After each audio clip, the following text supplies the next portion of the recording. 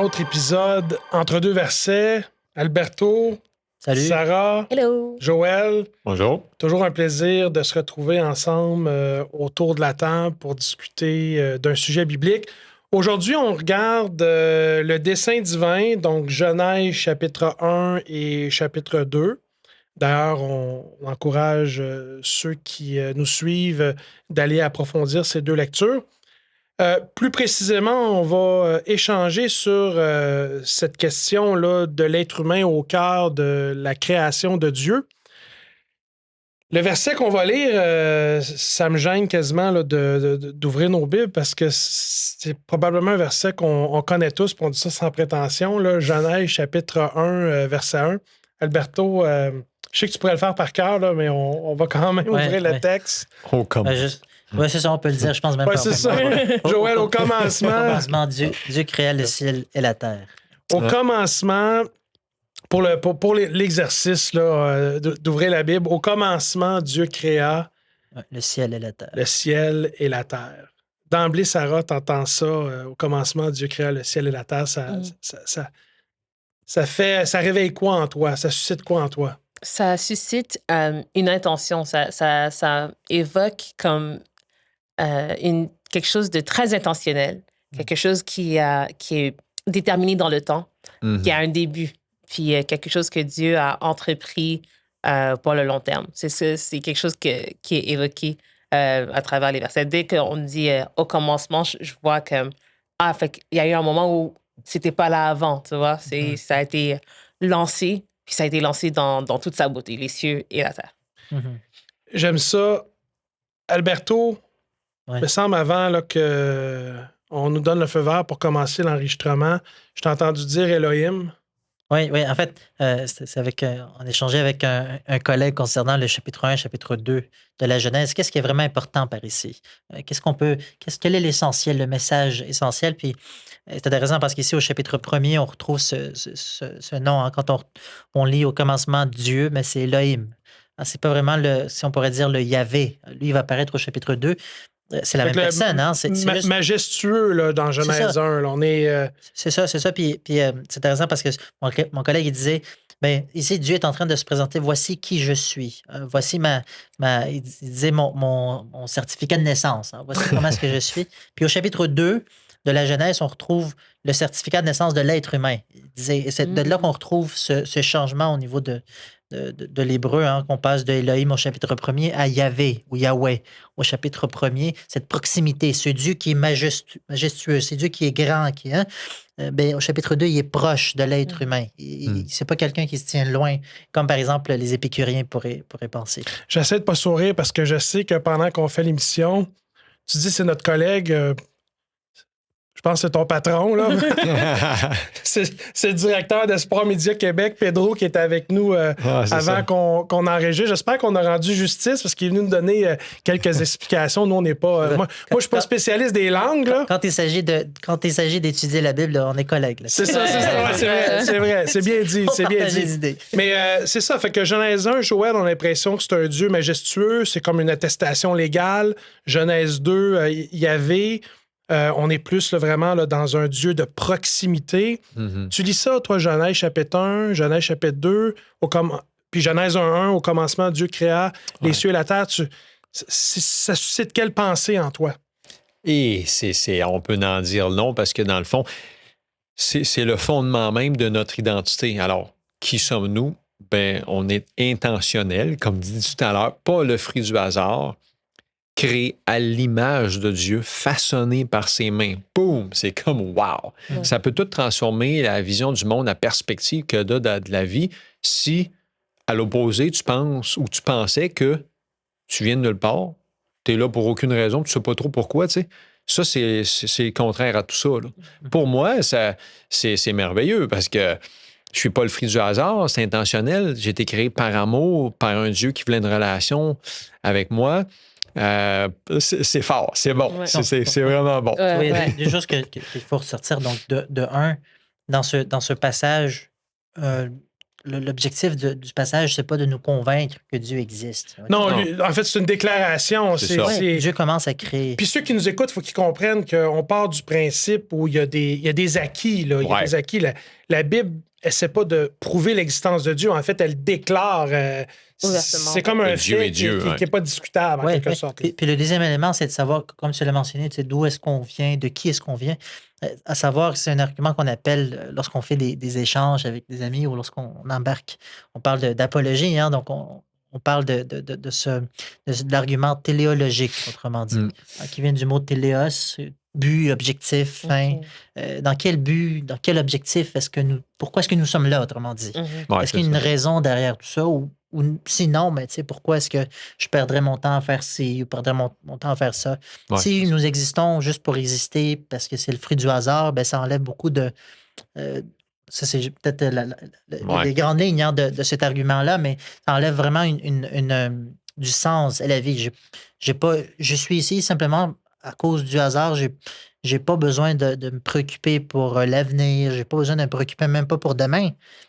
Ou pour ma page Facebook ou Instagram parce que aujourd'hui je suis là puis demain je ne serai plus tout simplement. Oui, mais en même temps, puis là, évidemment, dans le contexte de l'épisode qu'on veut faire aujourd'hui, on veut mettre l'être humain au cœur de la création, mais on a effleuré là, les fameux débats qui ont eu lieu. Là, moi, je les ai écoutés sur YouTube là, entre Dawkins et Lennox. John Lennox. Mhm. Donc, évidemment, là, les deux professeurs scientifiques, des débats entre la création et l'évolution. Mhm. Je veux dire, moi, j'ai des amis qui sont athées et j'ai des amis qui se considèrent évolutionnistes. Au premier regard, je veux dire, ils n'ont pas l'air malheureux. Quand je leur demande des explications par rapport au fondement de leurs croyances, puis tu sais, je ne sais pas d'être dans le camp de vous déstabiliser ou quoi que ce soit, là, mais tu sais, ça a l'air à se tenir quand même. Là. Je veux dire, c'est pas nécessairement de la bouillie pour les chats, tout ça. J'essaie de voir c'est quoi le gain qu'on apporte dans ces échanges-là. Mais ça donne un sens. Ouais. Ça donne un sens. Parce que c'est une chose de dire, bah, il y a eu un Big Bang ou la sélection naturelle a fait qu'on est rendu là. Mais ça ne donne pas aucun sens. Ça donne un sens de savoir qu'on a été créé intentionnellement. Puis en plus, Dieu ne nous crée pas juste comme un être comme ça dans la création. On est chef-d'œuvre de la création. On est là pour gérer tout ce qu'il y a sur la terre. Puis Dieu dit qu'on a été créé à son image, capable d'avoir une relation avec Dieu. Ça donne un sens à tout. Oui, je suis entièrement d'accord avec ça. Je me dis que c'est pas juste de savoir qu'on est créé, c'est de savoir pourquoi on a été créé. T'sais, si je ramène ça à un contexte beaucoup plus, à une échelle beaucoup plus rétrécie ou restreinte, on rencontre des gens qui n'ont pas connu juste leurs parents ou qui ont grandi comme Ouais, orphelins. c'est vrai, ça. Ils se sentent, oui, ils Toute évoluent, leur oui, ils sont vie, fonctionnels, mais cherchent. il y a Il y a un manque ce questionnement, combler. ce Ouais. vide comme mais je viens d'où, qui a pris la peine de m'avoir, puis pourquoi ils veulent plus Ah non, c'est après fort. avoir C'est fort. cette Puis relation. moi, avec j'ai moi. même discuté avec quelqu'un Ouais. qui a été adopté, Ouais. puis qui a été élevé dans une bonne famille. Ouais. Puis il m'a avoué dernièrement que quand même, il y a un fond où est-ce qu'il y a, Il aimerait ça. il y a des questions, Ouais. puis il Ouais. sait que ces questions-là, bon, il n'a pas voulu aller faire des recherches, il n'est pas prêt à aller dans cette direction-là, mais on voit que ça, puis je ne veux pas généraliser, peut-être c'est juste son expérience à lui, mais quand même, ça rejoint ton propos. Tantôt, tu as parlé d'intentionnalité, Ouais.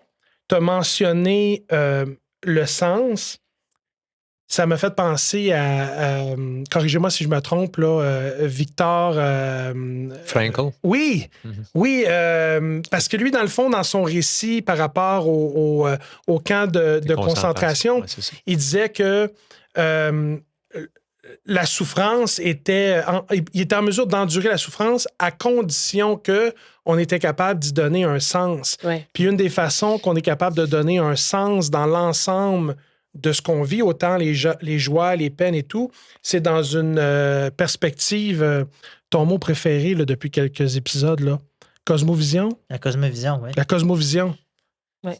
Donc, justement, cette vision de Dieu qui est l'auteur Ouais. de tout ça. Mais pas l'auteur du mal. Parce que c'est une des plus grosses questions, là, cette souffrance-là.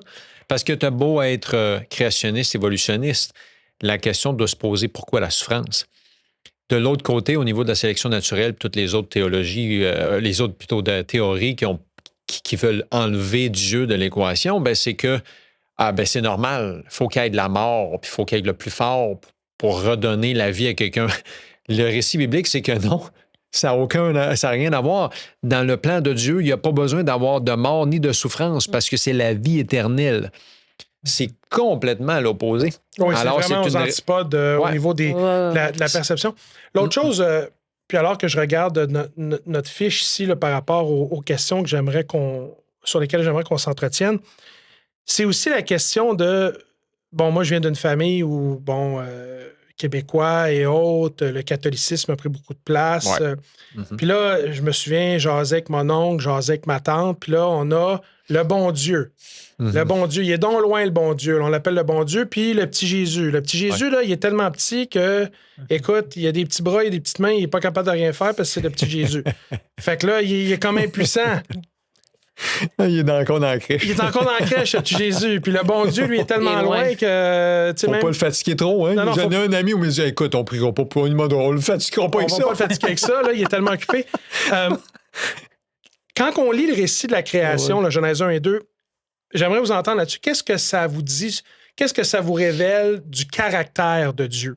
Parce que je pense que le bas blesse chez certaines personnes parce qu'ils ont une méconnaissance de qui est Dieu. C'est ça. On a parlé que Dieu donne du sens à notre vie. On a parlé aussi de Dieu dans son intentionnalité de nous créer. Qu'est-ce qu'on pourrait ajouter d'après vous? Je pense qu'il y a une notion de caring, de se soucier, de pouvoir prendre soin de quelque chose. Comme un père. Oui, exactement. Comment tu le vois, ça, dans le récit, d'après toi, de Genèse 1 et 2? Le premier chapitre, c'est Dieu qui crée le monde pour pouvoir, éventuellement, dans le chapitre 2, y placer l'homme. Nous accueillir. Moi, je pense comme préparer la chambre du bébé. Exactement, exactement. Je pensais exactement à cette image-là. Préparer la chambre du bébé où, quand j'étais enfant, moi, je voulais, par exemple, avoir un animal de compagnie, je voulais un lapin. Et je peux te dire que j'ai fait des recherches, j'ai acheté une cage, j'ai acheté... T'étais prête, là. J'étais exactement recevoir, accueillir. Puis c'est exactement ce qu'on voit dans le chapitre 1. Dieu qui prend la peine de créer, OK, j'ai créé un ciel magnifique, j'ai créé de la verdure, j'ai créé des animaux, j'ai créé tout pour que l'homme soit bien. Puis une fois que tout est en place, que la chambre de bébé nursery est prête. Je pense que c'est le docteur Francis Collins là, qui a décodé le génome humain. Il dit que c'est tellement fine-tuné là, que... Réglage précis. C'est un réglage précis pour accueillir la vie. Ça peut pas être le hasard. Puis pour moi, ça évoque le fait que... Pour moi, ça amène à croire qu'il n'y a pas moyen qu'un Dieu comme ça qui se soit penché sur l'environnement de l'homme avec tant de soins, puis qu'ensuite, qui ait façonné l'homme avec ses propres mains, fasse, tu sais quoi, ça me tente plus. Puis, ça, c'est quelque chose qui me touche. Hein? L'idée que Dieu va... Corrigez-moi si je me trompe au niveau de votre connaissance biblique, là, mais à mon souvenir, Dieu a touché seulement 2 choses de ses mains dans la Bible. L'être humain quand il l'a façonné, puis les 10 commandements quand il les a écrits de son doigt dans la pierre. Ça témoigne encore de cette proximité qu'on retrouve dans Genèse 2. Qu'est-ce que ça te révèle, Pedro? Alberto. Je pense à Pedro parce qu'il était venu avant l'émission nous parler justement là, de Genèse 1 et 2. Je pense que c'est un sujet qui l'anime beaucoup. Là. C'est le directeur de Sport Média Québec, Alberto. Oui, donc je pense qu'une des choses qui a été mentionnée, c'est essayer de répondre à la question du pourquoi. On sait qu'on est là, on voit que Dieu a créé, etc. On vient de mentionner, l'objectif de Dieu, c'était pas de créer des étoiles, c'est pas de créer la terre, la verdure, etc. C'est de créer l'être humain. C'est de créer l'être humain. Et ça m'envoie le message c'est-à-dire, je me pose la question de pourquoi. Pourquoi est-ce que Dieu a eu besoin de faire ça? Moi, c'est pas la question que je veux, c'est la réponse. Non, mais je m'en viens. C'est juste que ça m'aide, ça aide à comprendre de pourquoi est-ce que nous sommes là. On a un Dieu qui est amour. On a un Dieu qui aime. Et l'amour, ça peut pas être juste unilatéral. Je peux pas dire que j'aime ou je suis en amour. Dieu avait besoin de quelque chose pour que ça. Dieu avait besoin de que quelque chose soit l'objet suprême de son amour. Un être intelligent aussi qui puisse à son redonner. l'aimer en retour. Donc on voit ici que parce que Dieu est amour, il se met en action et il crée. Donc, la création est le résultat d'un Dieu d'amour. Et ça, c'est quelque chose de très important parce que quand on parle du principe ou de l'argument téléologique, c'est que nous existons, nous avons un but, on vient pas, c'est pas le hasard qui nous a amenés ici.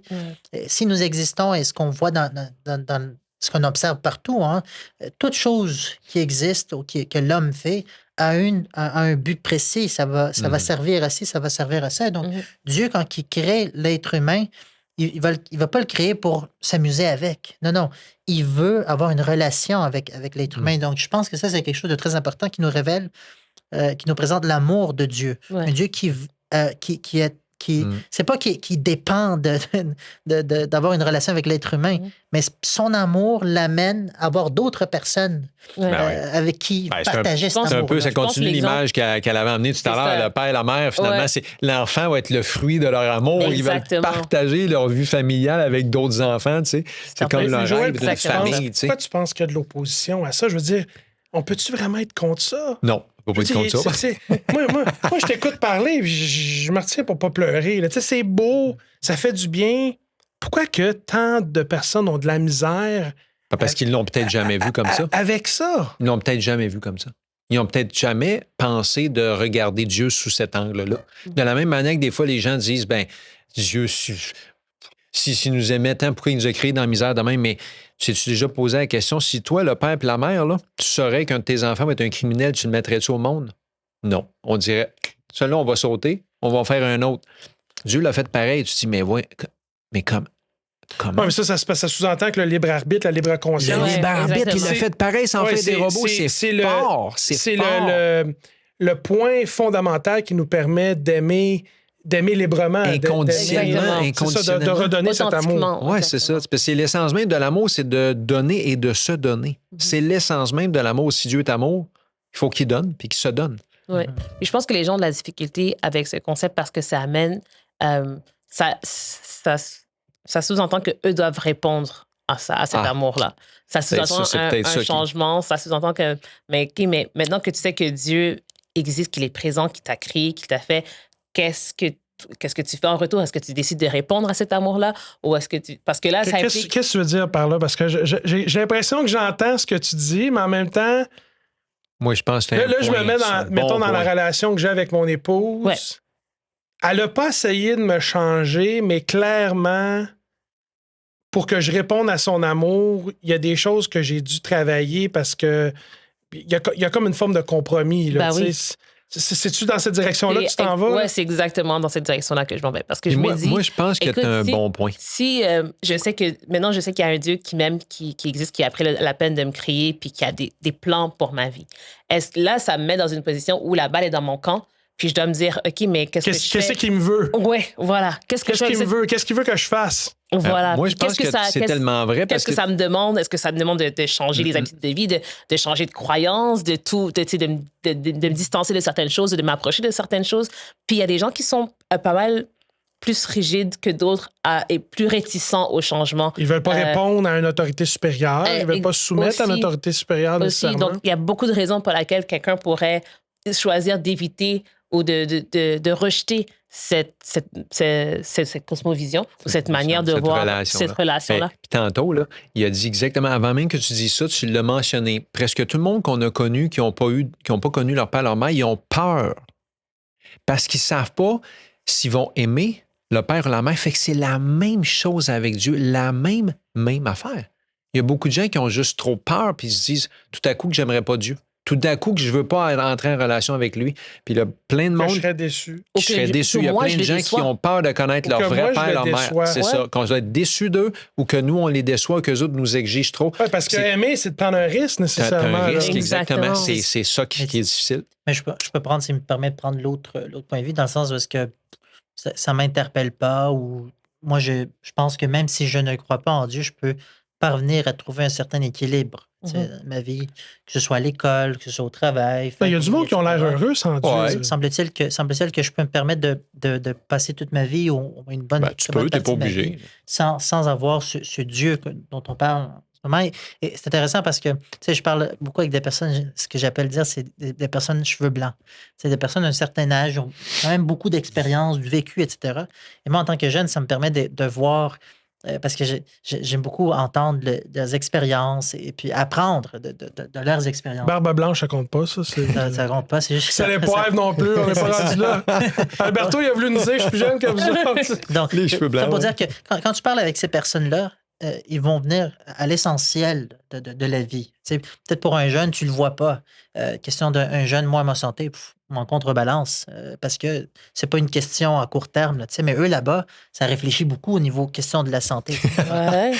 Donc, on voit déjà là que tôt ou tard, je vais me rendre là. Tu sais, tôt ou tard, on va. C'est des on va questions se que je vais rendre- me poser. On va se Éventuellement. rendre et on va devoir faire face à des questions essentielles. Donc, je peux aujourd'hui. Même existentiel. Existentielles. même existentielles. Aujourd'hui, je peux passer beaucoup de temps de ma vie à dire bon, j'ai pas besoin de ci, j'ai pas besoin de ça. Cette cosmovision-là dont on dit, cette croyance en Dieu, ça fait aucun sens. J'en ai pas besoin. Mais veux pas, à un moment donné, je vais devoir répondre à cette question-là de qu'est-ce qui va se passer après ma mort? Ouais, c'est ça. Mhm. Est-ce que si Dieu existe, puis là, après, on pourrait parler du pari de Pascal.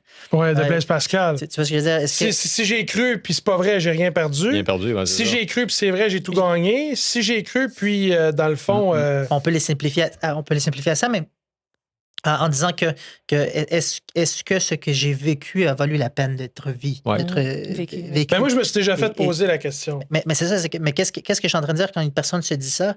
C'est qu'à la base, on cherche toujours ce sens-là. On cherche, Ouais. ah ouais. De savoir. Tout le monde cherche à être heureux, cherche à être aimé, tu sais, C'est à ça. trouver un sens Là, à je, l'autre. tu sais, je dis pas ça pour être meilleur que les autres, là, mais la vérité, c'est que tu sais, j'ai vécu une partie de ma vie sans Dieu. Ouais, c'est ça. J'ai vécu une partie de ma vie avec Dieu. Tu as Puis goûté. mettons, aujourd'hui, Dieu me disait, regarde, il n'y en a pas de vie éternelle. Mm. Mais tu peux continuer à vivre ta vie en relation avec moi C'est ça. jusqu'à ta mort, mais après ça, il n'y a Ça va plus être rien. fini.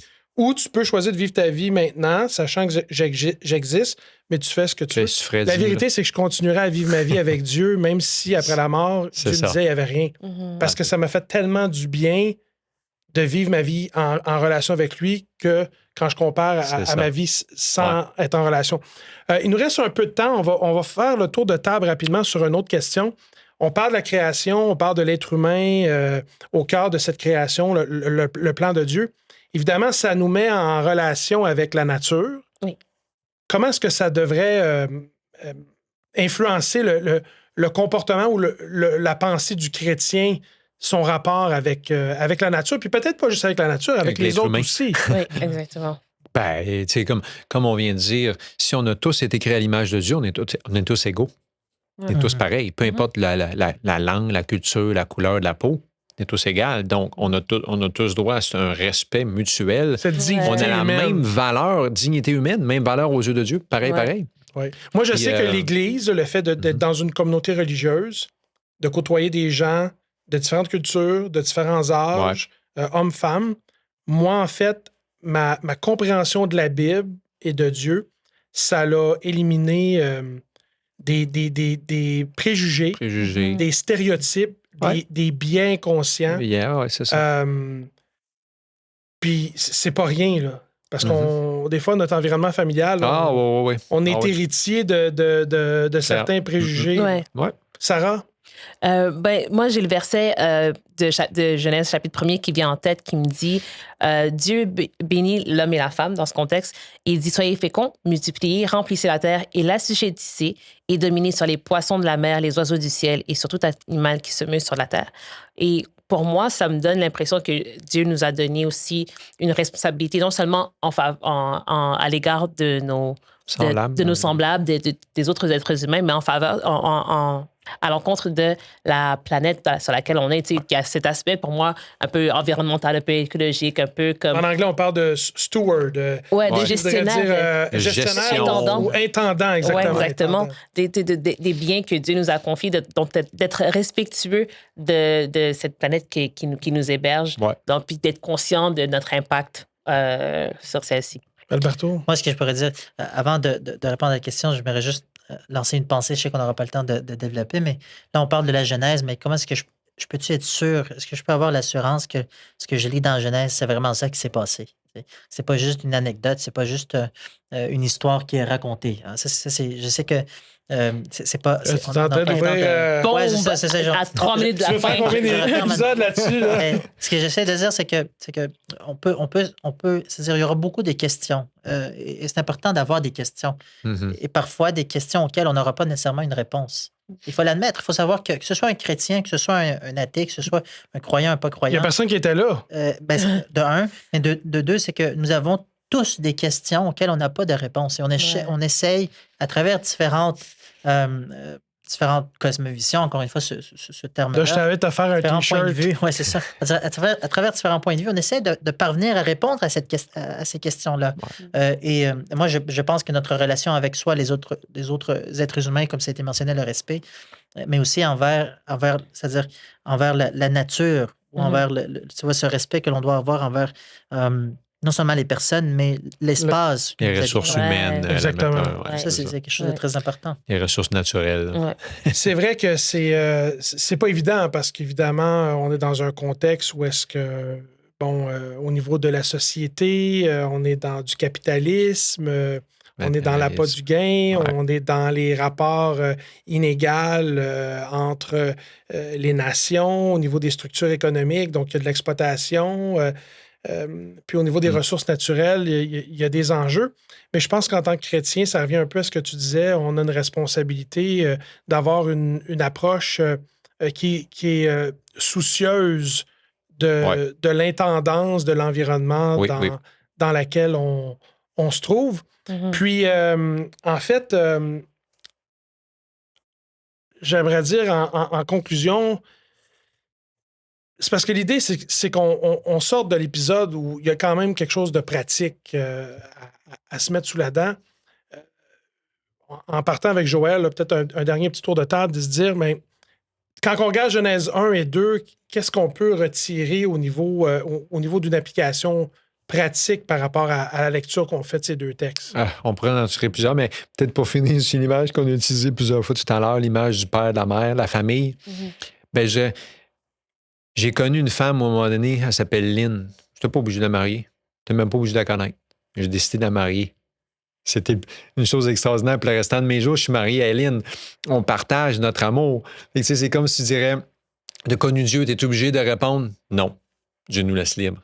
Mais quand on répond à son amour en temps normal, on ne regarde pas en arrière, on ne dit jamais que c'est une erreur. On dit, Seigneur, c'est merveilleux, on est comblé, on comble un vide, puis on vit, dans le fond, un avant-goût. La famille sur Terre est supposée nous donner un avant-goût, mais c'est juste un avant-goût de la relation qu'on pourrait avoir avec Dieu pour l'éternité. T'as-tu déçu, Dieu? J'ai déçu Dieu souvent. Lui, il m'a jamais déçu. Non, j'ai dit Dieu, il t'a-tu déçu? Non, pas lui. Moi j'ai déçu Dieu souvent, mais pas lui. Mais lui, il t'a jamais déçu. Sarah? Moi, je dirais que ça répond à une des grandes questions de la vie. D'où est-ce que je viens, où je m'en vais, qui est-ce que je suis?